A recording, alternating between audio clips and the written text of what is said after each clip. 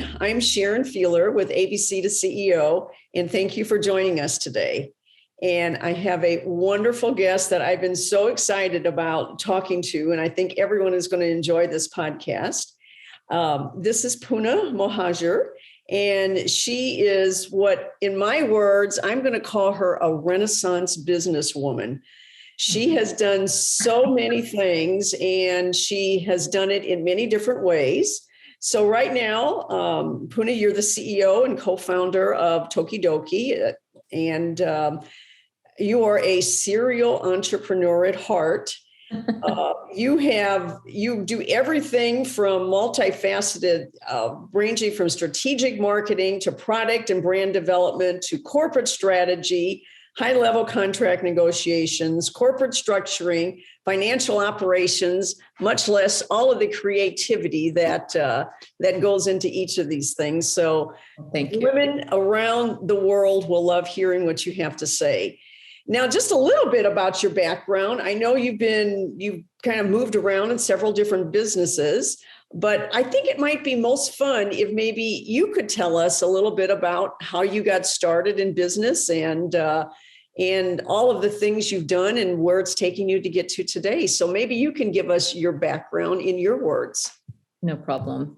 Thank you so much for that kind introduction, Sharon. It's really a pleasure to be here. Part of what I love is inspiring others and younger women and men, but mostly, women, because I am a woman, and I cherish the opportunity to model for younger ladies. I had some women when I was growing up that were pretty much powerhouse business women, and I always, in the back of my mind, I always thought, well, if that lady can do it, why not? I can do it too. So it's always nice to have a reference point with someone you can identify with. I started out early on in my career. I had my 10-year plan all laid out. I got my law degree, and I was going to practice entertainment law and eventually segue into business affairs and ultimately produce. So that was kind of my 10-year plan of getting into the entertainment business. And it's so funny because my sister was pre-med at USC, and this will segue into my first company. And she had been training to go to medical school since high school, and she had sliced and diced DNA and with my dad and published papers with him. He's a medical device inventor, physician, surgeon, professor of medicine. And so fast forward, I had just graduated from law school. She was right about to take her MCATs, getting ready for MCATs. And she was biochemistry major at USC. And basically she's always been very fashion forward. And so she started mixing these fun nail polish colors in basically her bathroom, and started getting massive compliments from friends when she would go out and about with this fun colors. And fast forward, we decided to start our little company called Hard Candy Cosmetics, which pretty much exploded in our faces. And we ended up revolutionizing the nail enamel industry and also pushing color cosmetics into a whole nother realm. This is back in the late 90s. We ended up selling our company to Louis Vuitton. So that was a very interesting, wild ride for both of us because we had other plans. And we ended up becoming entrepreneurs. We didn't really know that was what we were at heart. And so that was Hard Candy, my first business. And out of Hard Candy, I met my former husband, who ended up being my co-founder in my second business and my third business. And so segued from Hard Candy, took some time off. I was exhausted, and then jumped back into starting a company with my ex that was a one-stop shop for fashion and lifestyle brands. And basically that was his area of expertise. I really love product development. And he had an idea and this will segue into how ended up with Tokidoki, which is my current company, and we are in our 16th year of building our brand. So we stumbled upon Simone Legno, who's my business partner in Tokidoki and does all of our art.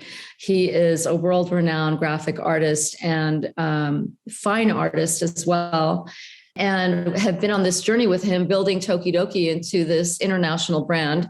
At first, people thought I was a little crazy when I showed them Tokidoki and Simone's art. And I thought, oh, well, you just don't understand. This is going to be huge. And so lo and behold, all these years later, but going back to when we first met, we discovered Simone online because we were looking for some design talent to start another company in the health and beauty space, because I really wanted to get back into product development instead of being in the service business. And lo and behold, we stumbled upon his website and I literally started to scream like a lunatic. I mean, I had never seen anything. Immediately, you just loved it. I just fell in love with his art, and he had animation on his website and he had games that he had developed. And at that point, he was one of the best Flash animators in the world.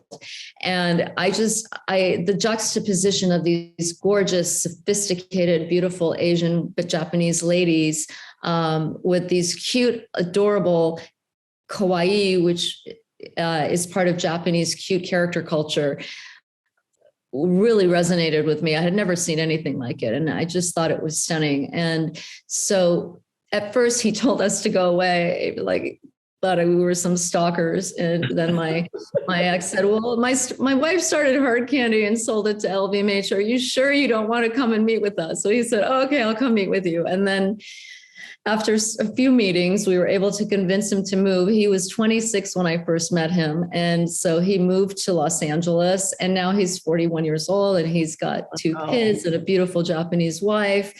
And, we've been on this amazing journey of building this brand together. And Tokidoki is really a phenomenon.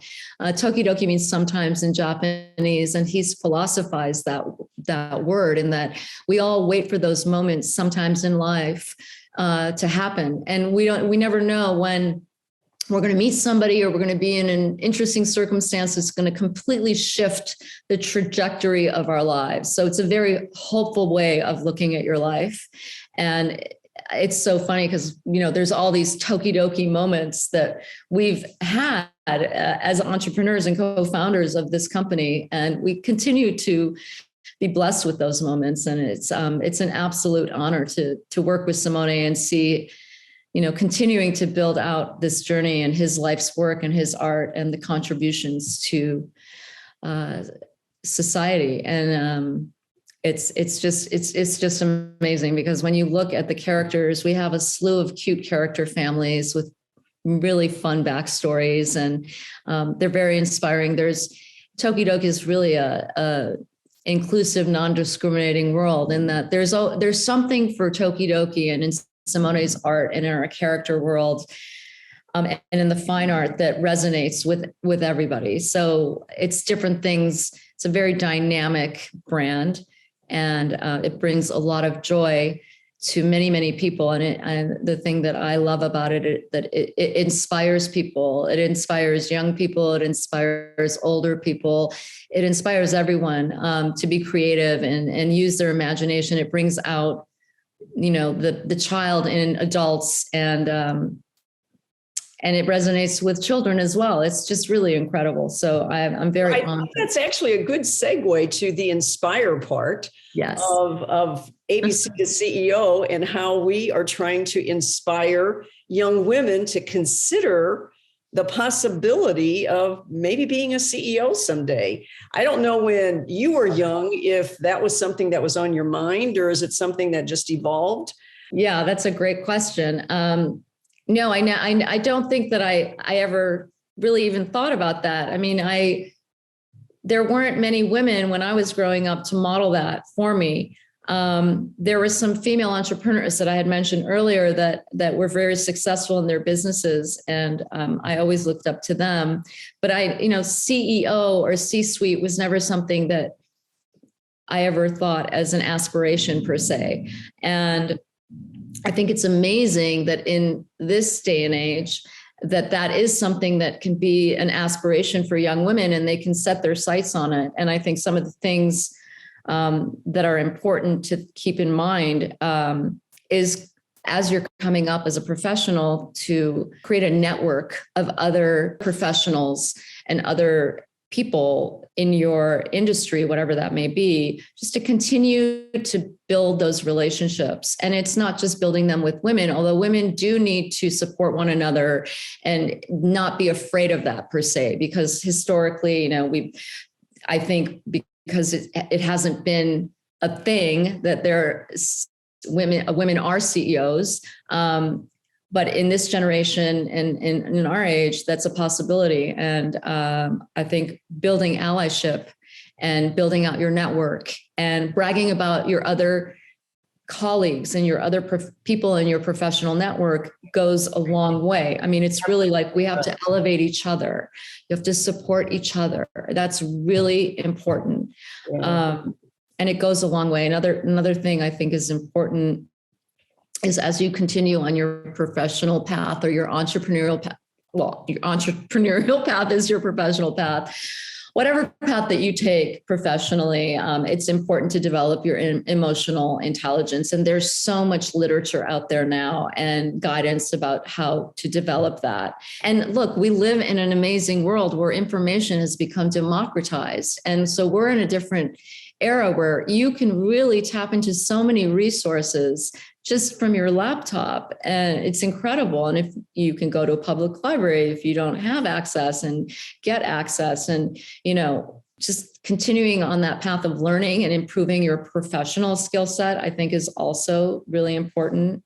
And I think being able to listen to people like you and other podcasts we've done, I mean, this is something I didn't have, you didn't have, no. Most of us didn't have when we were kind of forming our career.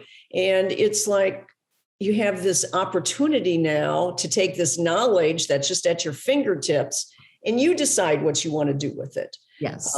There's not just one path that's for everybody. You went a very entrepreneurial route. Some women go a very corporate kind of business route.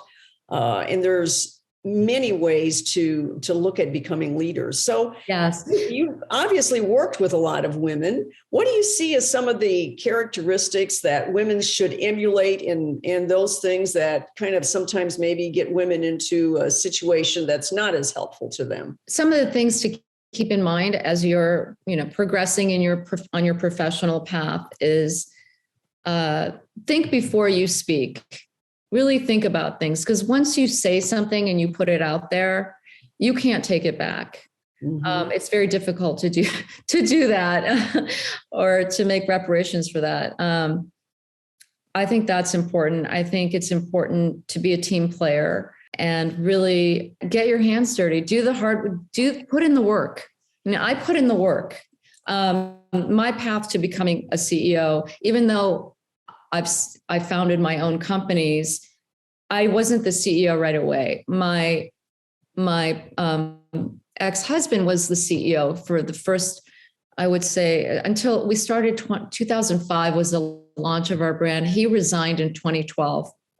But even when he resigned, I didn't take the title of CEO. I was the COO, and I was still C. But I had to get buy-in from my management and from my business partners before I took on that title. I had to earn it. You really have to earn the C-suite. You have to earn your way into the C-suite. And part of that is getting your hands dirty, doing the hard work, showing up when you don't feel like showing up. Yeah, exactly. Which happens a lot. Right. I used to, sometimes when I would talk to some people, I'd say, sometimes you actually just have to pretend, even though you don't feel like doing this, you have to push yourself and whatever it takes. And then it becomes real for you because you can take on these kind of responsibilities. Absolutely. And so one of the things that I hear a little bit from when I talk to you is you took a lot of risk compared to somebody like me who went a little bit more of a traditional route. And, I was guaranteed a paycheck as long as I showed up for work and things like that. You took a lot of risk with your career. Can you speak to that a little bit? Sure. It's important to take risks. You have to push yourself outside of your comfort zone. I mean, it's the only way that you're going to grow. We grow through adversity. Those are our moments of growth. And I think it was 2017, it dawned on me. I'm like, this year, I'm going to do everything that scares me. Just do everything, that's intimidating and scary. Just do it. Right. That's a great theme for like your New Year's resolution. I'm going to do everything that scares me. Just do it anyway. Do it anyway and see what happens. It's okay. It's okay. It's the only way that you're going to push yourself to that next level. It's important to take risk. And, there's the old adage that's no risk, no reward. I mean, that's really true. That really goes deep to young professionals, deep into them, because you've got to take risks. You've got to push yourself to have the difficult conversations with your superiors or your colleagues or whatever the situation might require. I think it's really important to push yourself to have those difficult conversations and build your confidence through that and build your resilience through that. That's true. It's too many times you take things personally when in fact you should be looking at it as an opportunity to better yourself somehow in the whatever your pursuits are. Yeah. So let's talk also a little bit about confidence. I mean, you're obviously a confident person. Do you think you were born with confidence? Do you think you developed it? Do you think your parents had a role in shaping your confidence? Oh, I definitely think my parents had everything to do with shaping all of me, actually. My parents immigrated to the United States in the early 60s, and they were naturalized citizens in, I believe it was 1974. And I remember when they were studying for their exam, it was just adorable to watch them. But they are hardworking, immigrants to this country and very proud to be citizens of the United States and proud to have contributed and to actually continue to contribute. But I do think that part of your confidence does come from your upbringing, of course. Not everybody is necessarily blessed with that. So you have to look within yourself, and you have to mother yourself sometimes or father yourself and be that source of strength for yourself and tap into whatever is your higher energy, be it God or your spirituality and whatever that may be for you, and really nurture yourself. And that's really important. While you're nurturing those around you, don't forget about your colleagues. Yes. Yes. I mean, one of my favorite things is always, if you're going to be a leader, look behind to see who's following. And if people know that, that the leader is aware of them, going to some extent take care of them, yes. Help them on their journey, it's a lot easier to follow somebody who you trust that way. Absolutely. So when you're looking at hiring people, what kind of traits do you look for in an individual when you hire them? You're obviously a creative company, but there are things that go in addition to the creativity, I'm sure. Can you speak to that for a little bit? Yeah, I think we look for people that are super passionate about what we're doing and excited to contribute to the company and help us grow, and just thrilled to be part of the journey. I think that's really important. In terms of, sometimes it's more important, not sometimes, all the time, to bring on people that really show strength and character and show that they really care about others and they have a sense of loyalty and integrity. And that's very important. I think that's almost more important than maybe having a specific skill set, because you can't teach somebody those things. That's kind of innate. Right. The table, right. Your values. Mm-hmm. We want people that can learn. Yeah, to learn and contribute and that are aligned with our values. And that's really important. That's so important to have alignment first and foremost there, because if there's a misstep there, then ultimately it doesn't work out. a lot of our listeners are in their very early stages of their career, probably in their 20s. I love it. I know. And so we want to give them just a couple of little nuggets of advice in your early 20s. If you're in the corporate world or you're trying to do entrepreneurial things, are there's some things that you feel that you did right or things you would have done differently that you'd like to pass on to young women today? Are there characteristics? Is it, we talk a little bit about getting P&L responsibility to understanding. You got to understand the numbers to truly run a business. You've got to have good customer relationships. What are the things that come to your mind that you would advise for young women that are trying to shape their career right now? Well, I recall a time when I was in my not early 20s, but in my 20s, after law school, and I was working my way into the entertainment industry through the back door. I didn't really know. Wasn't very connected in that world. So I really had to show myself. And I remember my boss, I was in on a Sunday and I wasn't putting my hours down. And my boss came in and he's like, "What are you doing here?" And I'm like, "Don't worry. I'm not going to put it on my time card. I just want to get a jump start on the week and be prepared." And, it's not going to, it's not on you. It's on me. I'm here for myself to put in the extra time so that I can perform really well for the week.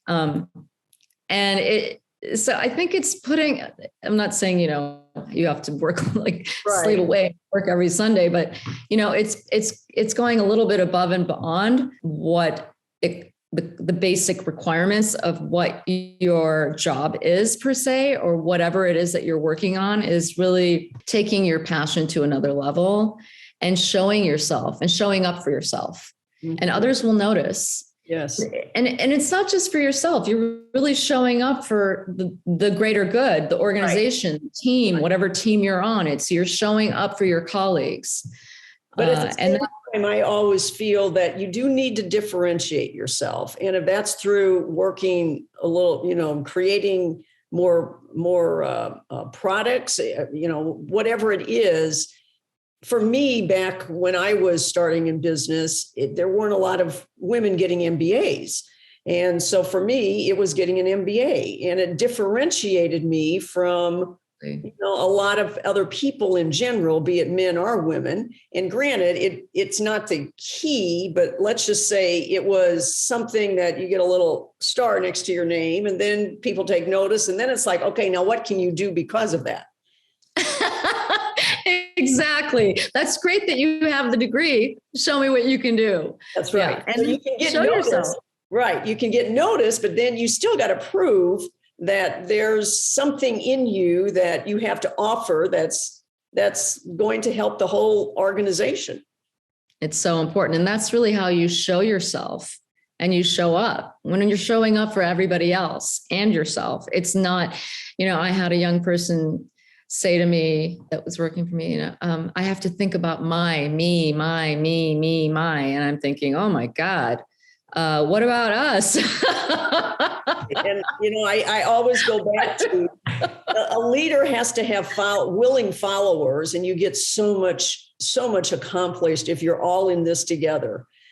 Yeah. So we're kind of running out of time here. Sadly, I didn't mean to keep you this long, but do you have any final thoughts or messages or anything that we didn't touch upon that you would like to add for young women or even for parents who are raising young girls? Are there some things that are like, okay, we talked about a lot of great things, but we missed one?